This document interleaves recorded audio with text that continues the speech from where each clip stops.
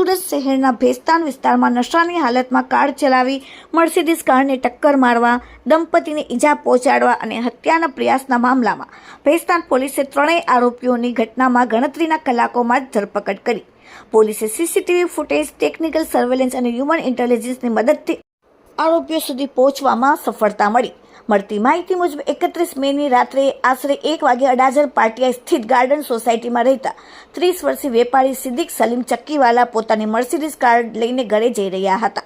તે દરમિયાન black film લગાવેલ એક હુન્ડાઈ કારમાં સવાર ચાલક અને તેના બે સાથીઓ નશાની હાલતમાં તેમની સાથે કથિત રીતે બોલાચાલી કરી ઝઘડો કર્યો.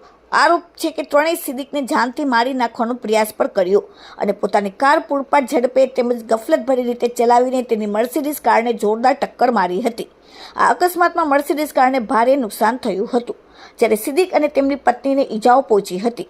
ઘટના બાદ ભોગ બનનારા ફરિયાદના આધારે ભેસ્તાન પોલીસ સ્ટેશનમાં હત્યાનો પ્રયાસ, ગફલતભરી વાહન ચલાવવું, મારપીટ, મોટર વ્હીકલ એક્ટ અને પ્રોહિબિશન એક્ટની વિવિધ કલમો હેઠળ ગુનો નોંધ્યો.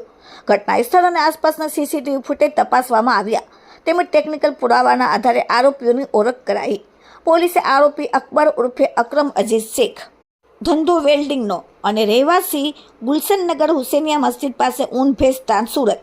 આરોપી 2 મોહમ્મદ નવાઝ ઉમર મેમર, ધંધો નોકરી, રહેવાસી રાહત સોસાયટી ઊન ભેસ્તાન. આરોપી 3 શોએબ રસુલ શાહ, ધંધો મજૂરીનો અને રહેવાસી દિલદારનગર સોસાયટી રાજુભાઈના મકાનમાં ભીંડી બજાર ઊન સુરતવાળાને ભેસ્તાન પોલીસે ઝડપીને કાયદેસરની કાર્યવાહી હાથ ધરી. Bureau report, daily India TV, Surat.